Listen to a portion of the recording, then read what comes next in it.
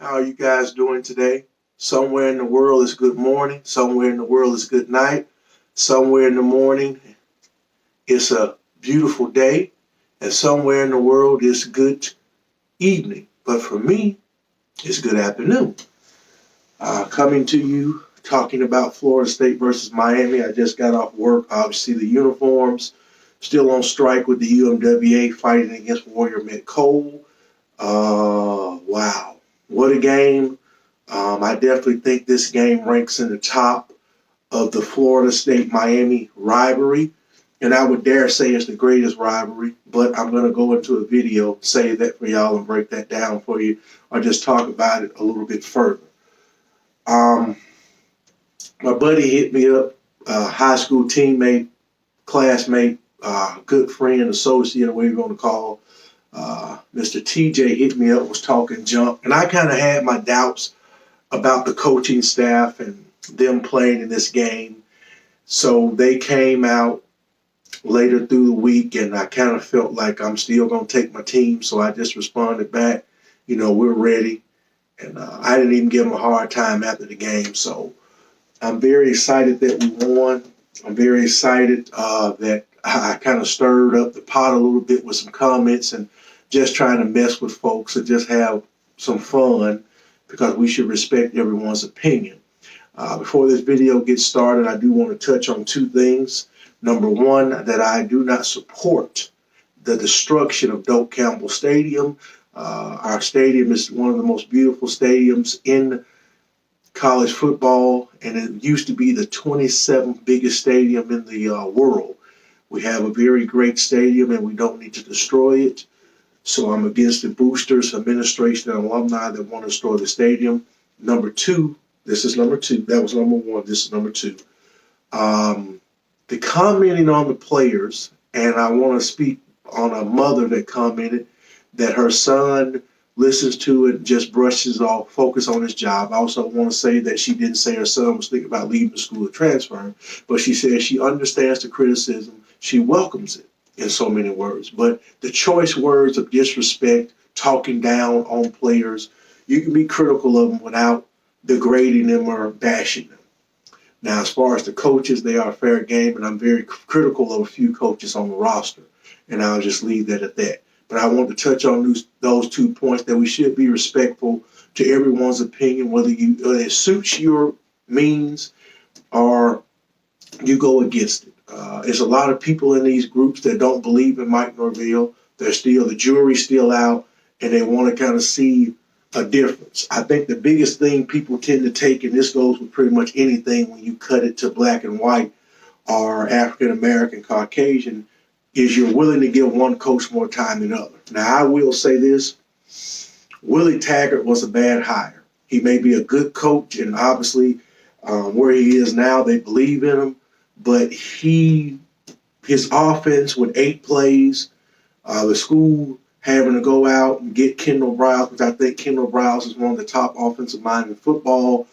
School paid him $500,000. The boosters paid $500,000, and he made $1 million a year. And he only coached at Florida State for 1 year. So one of the top paid assistants in college football.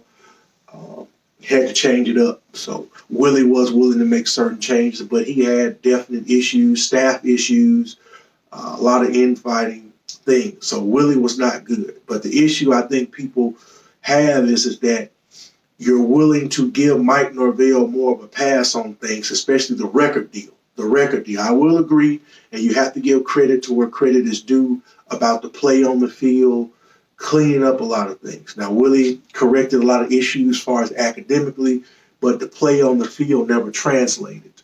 So Mike Norvell comes in, and he has a bad record last year. I'm not going to use the excuse of COVID like some people do, because high school, college, and pro all dealt with it, and it's just part of it, and you have to adjust and move on.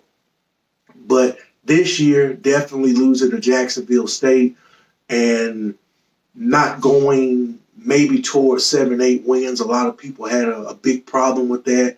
And when the AD comes out and makes a statement, 6-6 isn't good enough, then you basically should have just said, we didn't feel like Willie was doing his job, we didn't feel like Willie was leading us the right direction. But when you come out and make a blunt, bold statement like that, you need to stick to it, or you're just a gutless piece of garbage, which you are.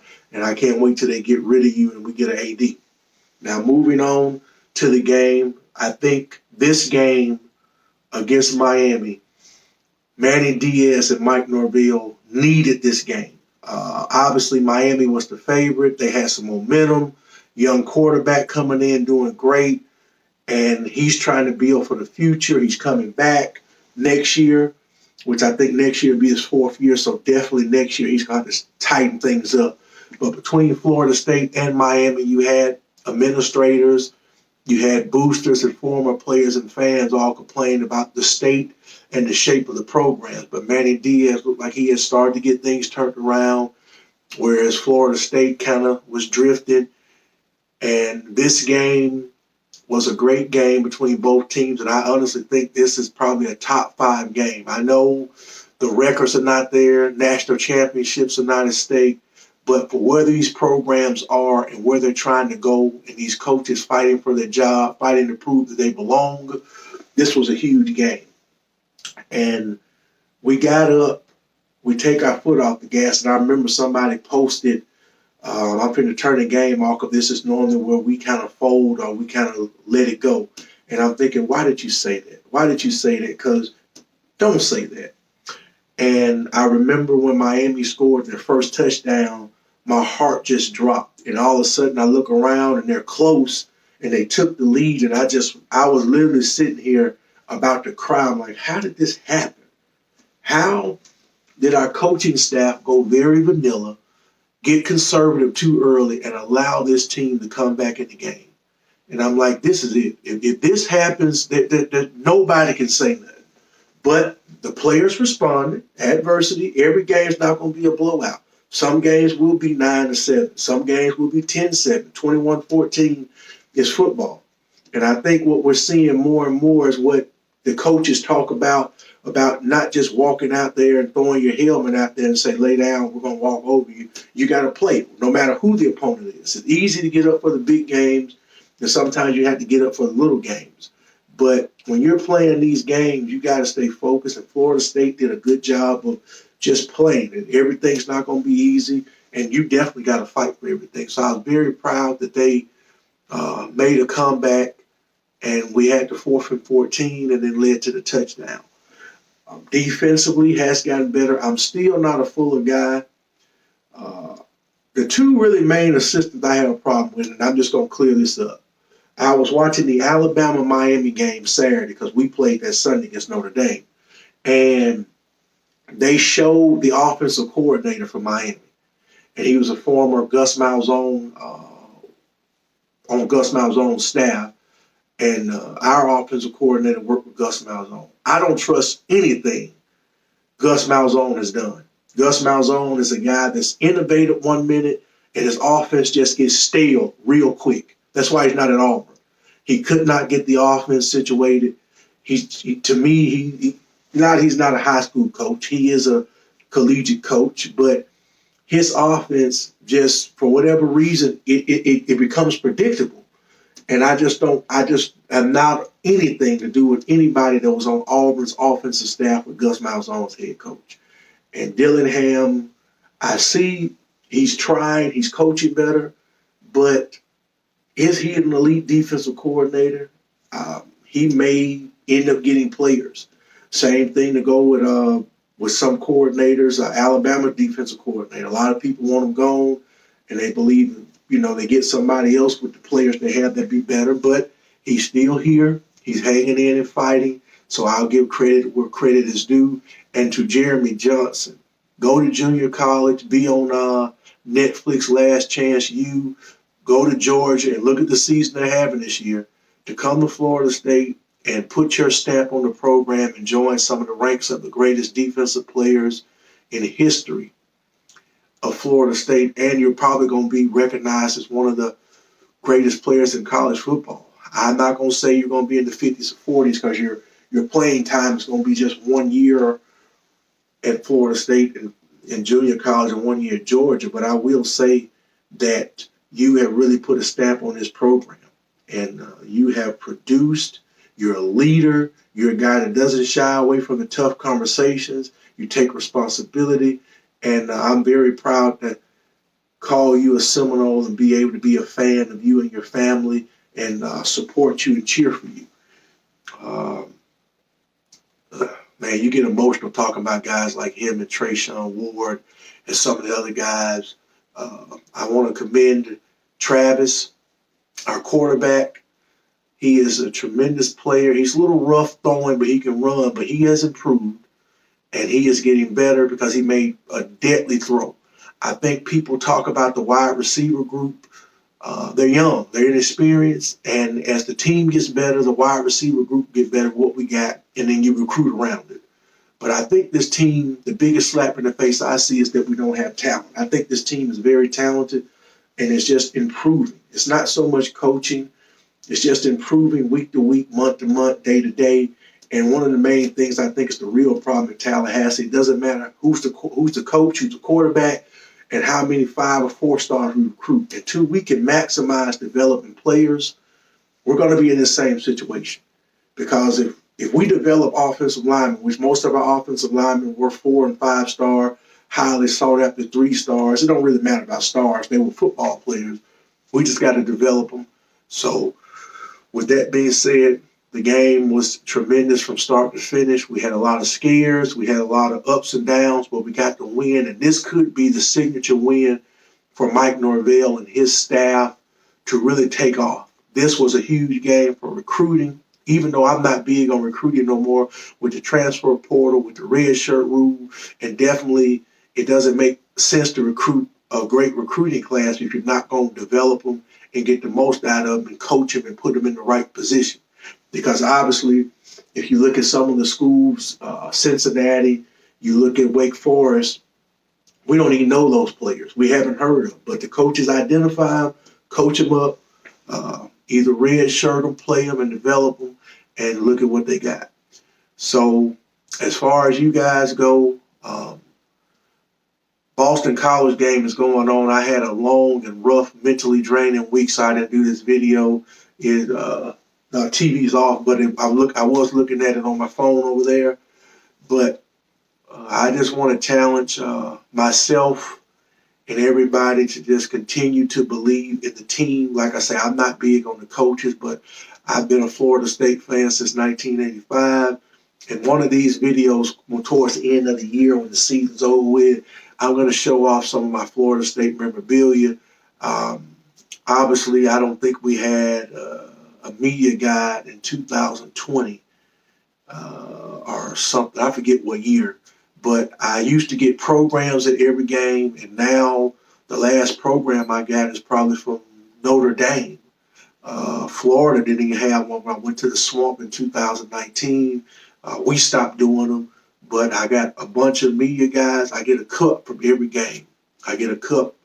Every time I go to Doak, I get a cup. Every time I travel, I get cups, and I bought stuff. I've won stuff. I've done the silent auction at the stadium and got stuff. So I built up over the course of my lifetime. I have a pretty good selection of Florida State material. And then when I went to the Notre Dame game, when they played up in Notre Dame, in Indiana, I went to Kowalski, went to the mall, and I racked up, got some Deion Sanders card, got some Dalvin Cook, Derrick Brooks. So I got a lot of good stuff as far as Florida State go. Not going to take up much of your time this video. This was what we needed. In my opinion, I don't think the Miami game should be moved. It should stay a mid to late October, first Saturday in November type deal. Don't push it to the second Saturday, because I think that as a team, you don't want Miami game then Florida. Should be early November, mid to late October, in that stretch. Not a September, not the first game. I think we need to continue to keep Florida as the last rivalry, and as the last game of the season. But I would dare say that Miami and Florida State is the biggest rivalry in college football, maybe the biggest rivalry in sports, and definitely we need to keep it at that point, because that's what makes it extra exciting. But overall, the guys are improving. They're buying in. regardless of what I feel about the coach, and we're starting to see it pay off. Big week, big win. Really not much you can say bad. A couple of issues to tighten up on. Hopefully that gets ironed out. But as far as heart and toughness, the guys played tremendous, and they did a really good job. So I appreciate y'all, Appaloosa Nation. I thank anybody that watches the video I make, I want to personally say thank you, because this is something I always wanted to do. I've liked YouTube since its first inception. I remember you could go back and watch highlights, games, you can watch commercials, you can look up different things and watch it. Then when I finally saw that people were doing their own thing, I always wanted to do it. So to my subscribers and people that like videos or watch video, I really appreciate y'all. If you're new to the channel, this is Appaloosa Nation. Hit the like and subscribe button. I got some few things coming. Tomorrow, I'm going to be releasing my Florida State top 10 wide receivers. I'm still working on the greatest college football players at every position, too. I'm going to start off with running back, college, and NFL. Top 15 running backs in the NFL, and the top 30 running backs all time in college football. So y'all have a blessed day. Go Noles. Be productive, be safe, and love everyone. Even if you don't like them, love them, treat everyone with respect. And if you think anybody's having a hard time, friend or family, reach out to them. Mental health is important. A lot of people are dealing with a lot of things, and when it comes to the holiday season, Thanksgiving and Christmas, a lot of people get depressed. A lot of people commit suicide. A lot of people are disappointed because they can't do the things they want to do. I'm doing good, but of course, obviously, I'm not working in the mine right now, so I took a huge pay cut. I took a six-figure pay cut to make nothing. I mean, I work a job where I'm just paying my bills, but luckily, the union does give us a check, and that helps out. But I'm doing fine. I got a good support system, but I know some people, and I try to talk to them, so be encouraging to folks. Like I say, suicide is real, mental health is real, and people deal with a lot through these times. People may have lost loved ones. Folks may have lost, somebody close to them, and in the holidays bring up bad memories. So just think about the less fortunate and others, and I will see you guys soon. Y'all stay safe and go Noles.